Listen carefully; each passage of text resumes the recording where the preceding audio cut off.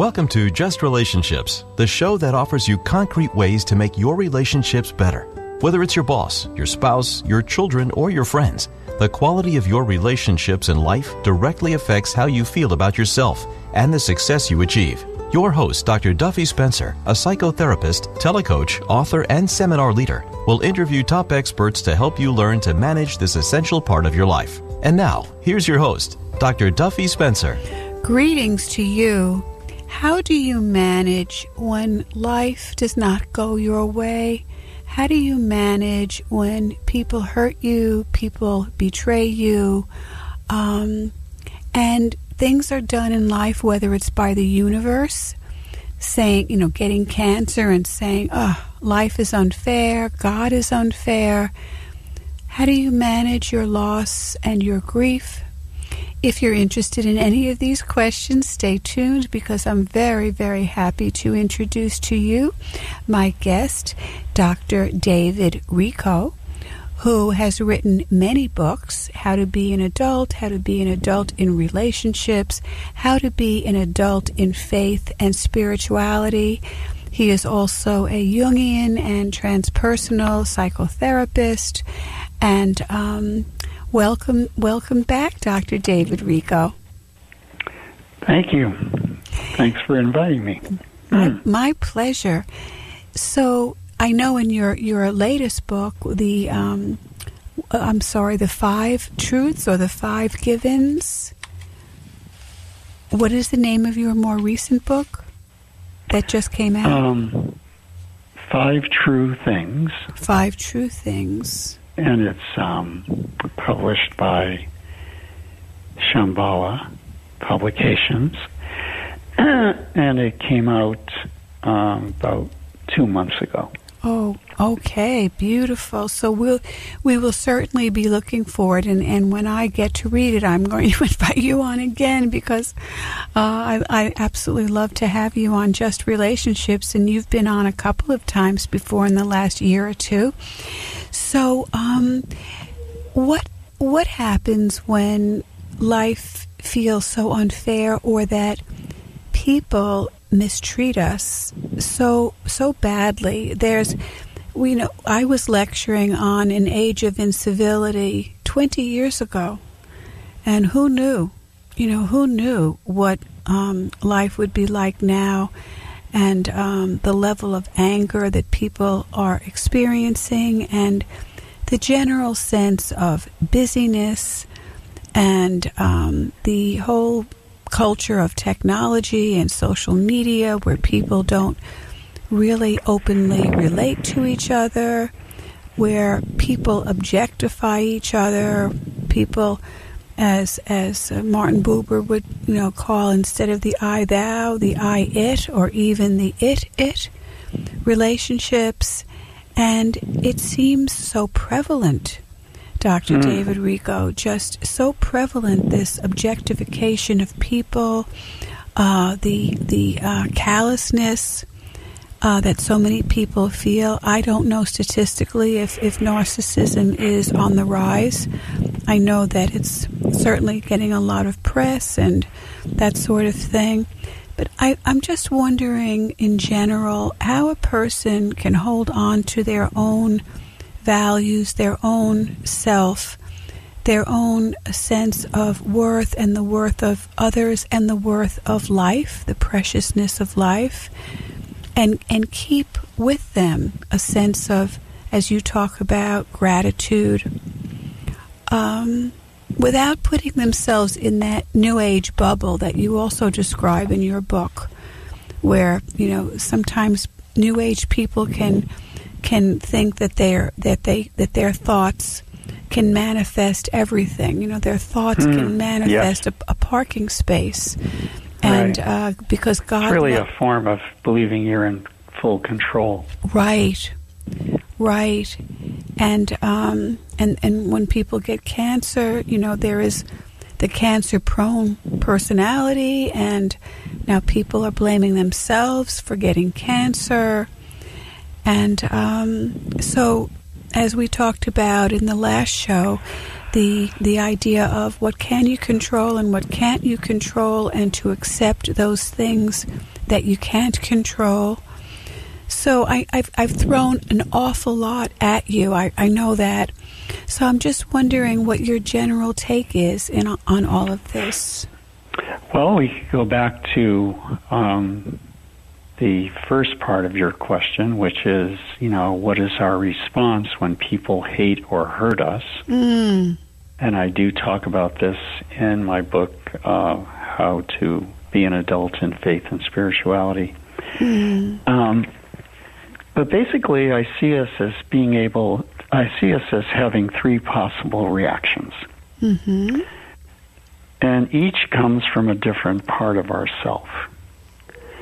So we can respond, or shall we say react, to people who hate or hurt us first from our most primitive reptilian brain, which has in it only one response, and that is to hate or hurt back. In other words, retaliation. Yeah. Secondly, we have a conscience which tells us do no harm. This is our ethically aware self. And this part of us says, don't hurt or hate back.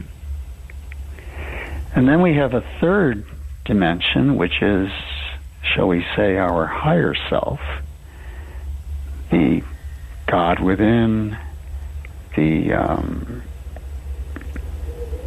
consciousness in us that is larger than the primitive ego and even goes beyond ordinary golden rule ethics.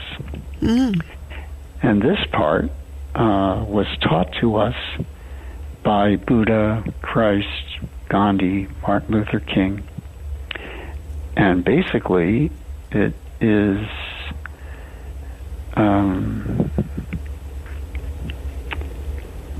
to not only not to hurt or hate back, but to go one step further. And now I'm quoting the Sermon on the Mount. Do good to those who hate us, to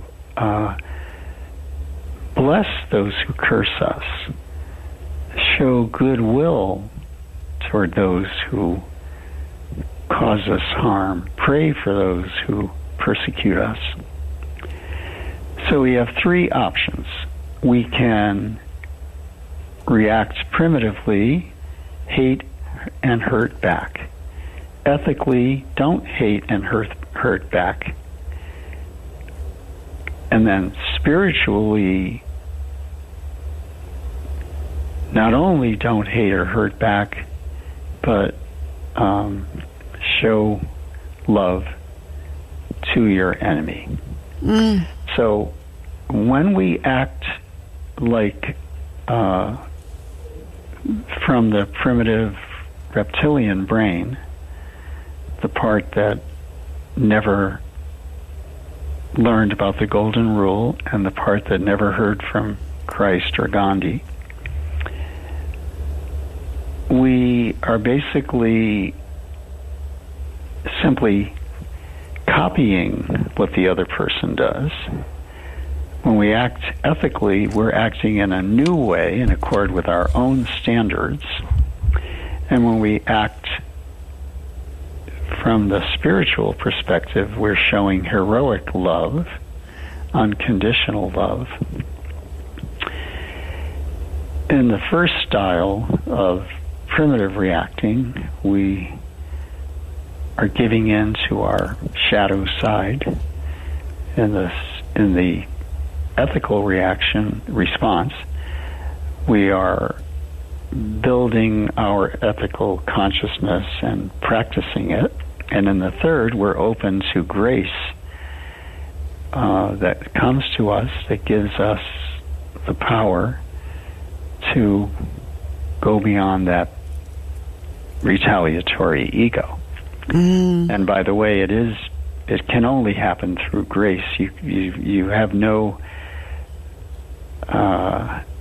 motivation to do good to those who hate you, except that you want to be like Christ or Buddha or St. Francis. That somehow grace has touched you and brought you to that very high consciousness. And it's also described well by Michelle Obama. When they go low, we go high. Yes. That's basically what you're doing. And in the first style, the primitive one, it's we're the avenger, do to them what they did to us. In the middle one, ethical, we hear, don't do what they did, come up with your own style. And in the third one, we're responding to the voice of the Holy Spirit, which is the spirit of love and wisdom that is deeply in us, but can be, shall we say, covered over by that primitive cave person profile that never goes away. And so one final thing. In the first style, get back at people, we're choosing to be like the characters in the Godfather movies. In the second style, we're choosing to be like Mr. Rogers or Atticus Finch. And in the third style, we are Christ or Buddha in the world of today. So those are the three options when people hate or hurt us, from my point of view. Wow, and how beautiful. So it's interesting that you do say Christ rather than to say Jesus. So yeah, Christ is a way of talking about, the risen Christ, who is the one who gives us the grace to be like him in the world. And I explain this in the book, How to Be Adult in Faith and Spirituality. And Jesus refers more to the man who lived in Israel and, who was a teacher, but it's Christ is his title, shall we say. So Jesus is his name, Christ is his title. So one can look at the resurrection as either literally waking up from the dead, from being dead to being alive again, or having a spiritual awakening? Yes. So you can look at it either metaphorically or literally. Yes. And would that be the difference between traditional religion and spirituality? That's one of the differences. In spirituality, you take things, you take beliefs as metaphors, but you could also see beliefs as metaphors even as in a religious frame of mind. Some people, like fundamentalists, believe everything literally. Everything happened just as it is written in the Bible, and some people see the Bible as written by people with faith for people with faith. So it's from faith to faith. And therefore, it's not trivialized by being literal. It's enormously, it has a bigness that fits with the style of metaphor. Metaphor simply means there's something about what's being said in the teachings that is true for all of us, rather than it only happened for one person. Right. So metaphor brings us in and shows us the depth and breadth and height of our own souls, rather than thinking, well, all of that just applies to the saints and the gods. Yes, yes.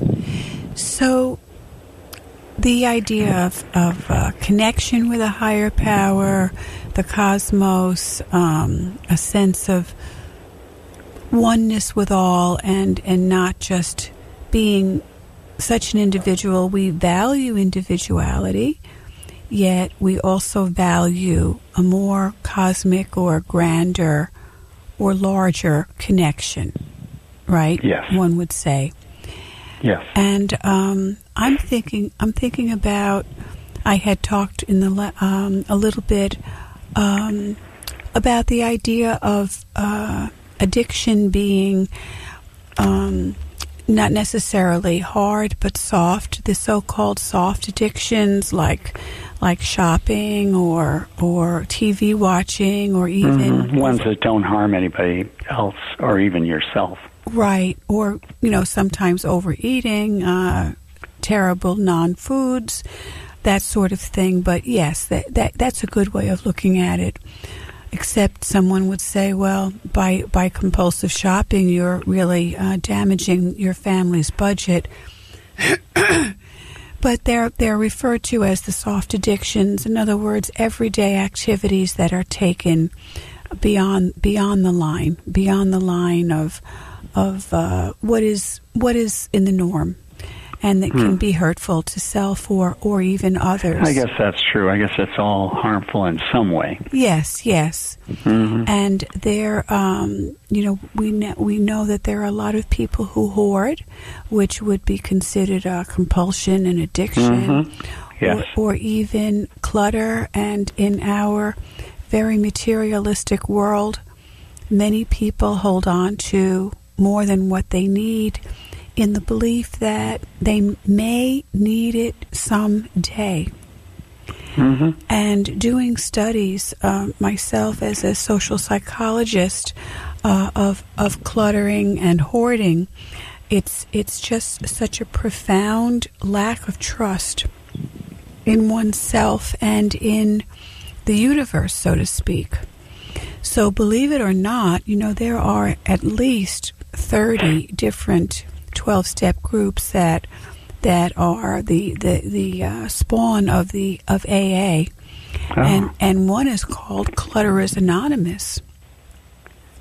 And in the third step of Clutterers Anonymous, or AA, it's the same thing.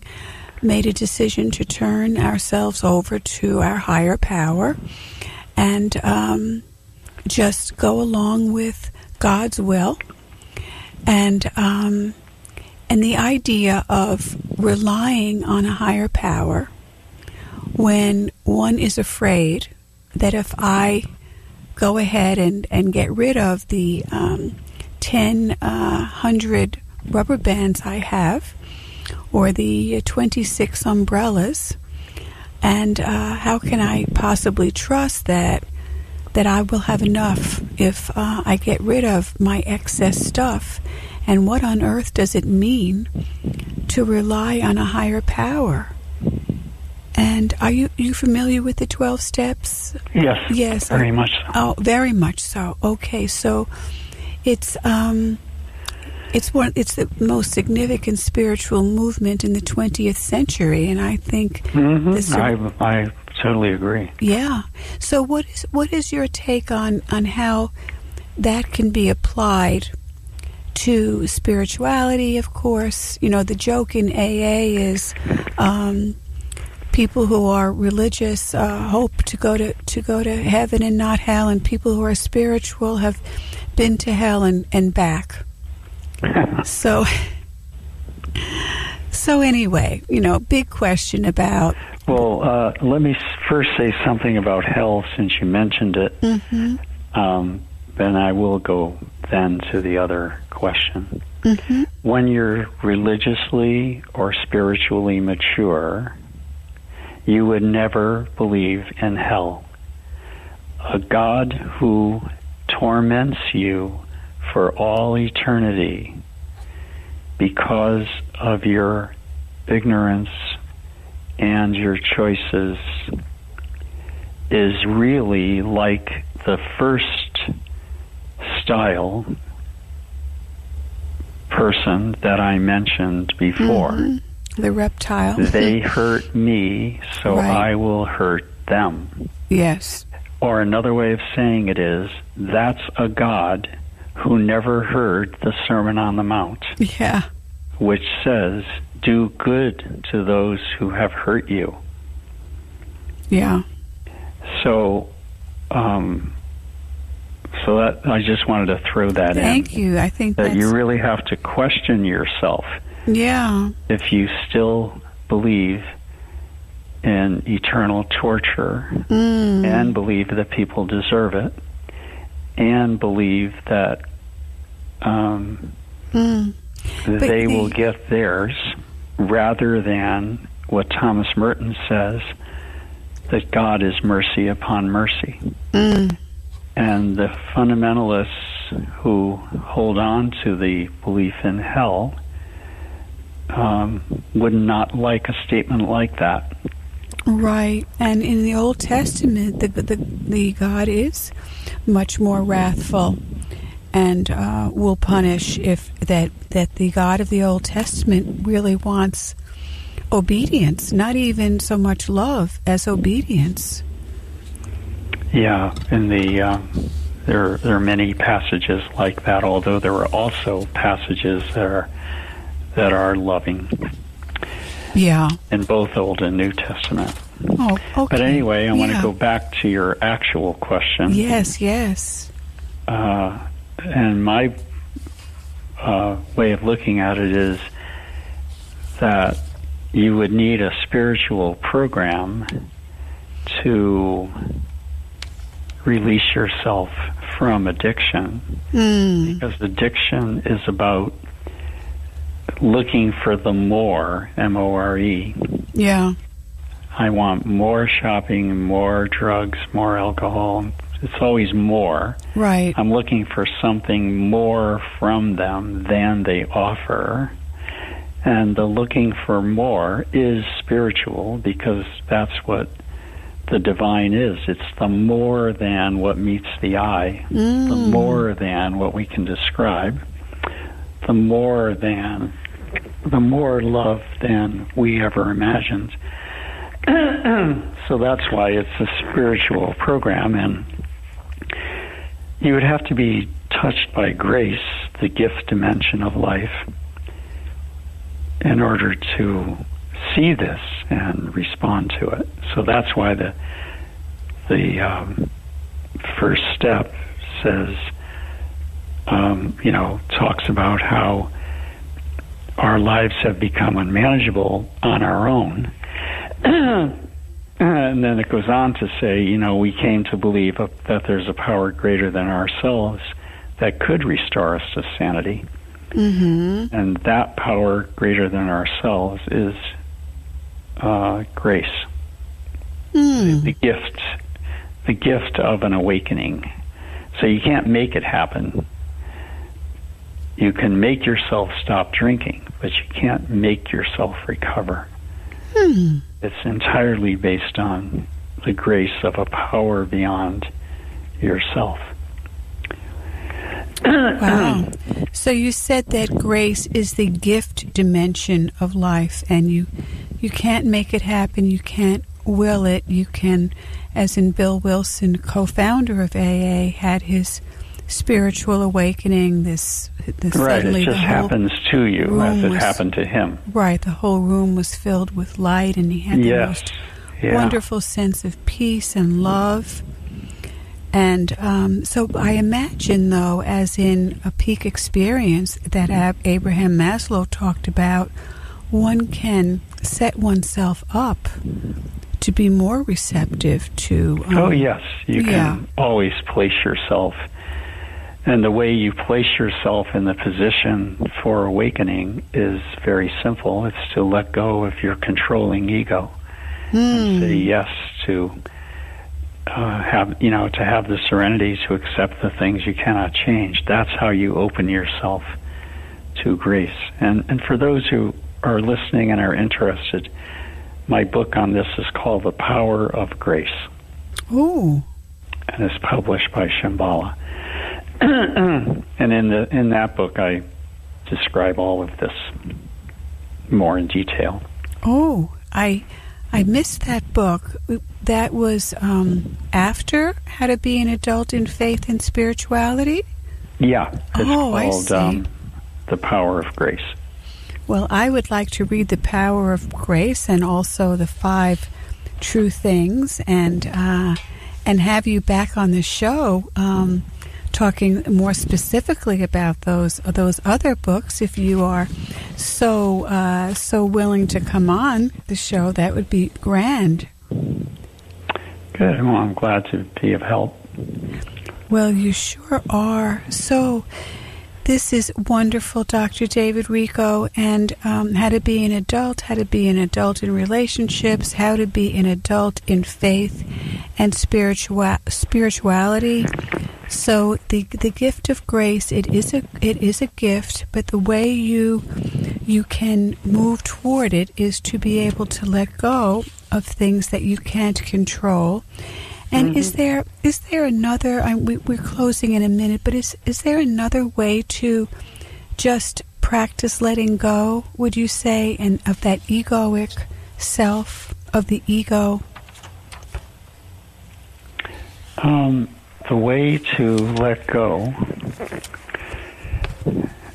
is twofold. One, it is to ask for the grace to let go, since most of us aren't capable of letting go on our own. And the second is the famous prayer, to accept the things we cannot change rather than try to control them, to have that courage to change the things we can change, including our own perspective and our own attitudes, and asking for the wisdom to know the difference. And when you ask for the 3, serenity, courage, and wisdom, that in itself is a letting go of ego, because you realize that you can't make these things happen. You can just open up to them. And even grace is not the result of something that we merit. It's entirely a free gift. So we want to have, we're opening, in fact, the original prayer by Reinhold Niebuhr, the Lutheran theologian, written in 1943, says, "Give me the grace to have the serenity to accept the things I cannot change." So he uses the word grace in the original. Beautiful. In other words, give me that as a gift. Beautiful. So beautiful. Thank you again, Dr. David Rico, for your wisdom, your kindness, your brilliance. And this is Dr. Duffy Spencer saying goodbye for now and wishing you great relationships.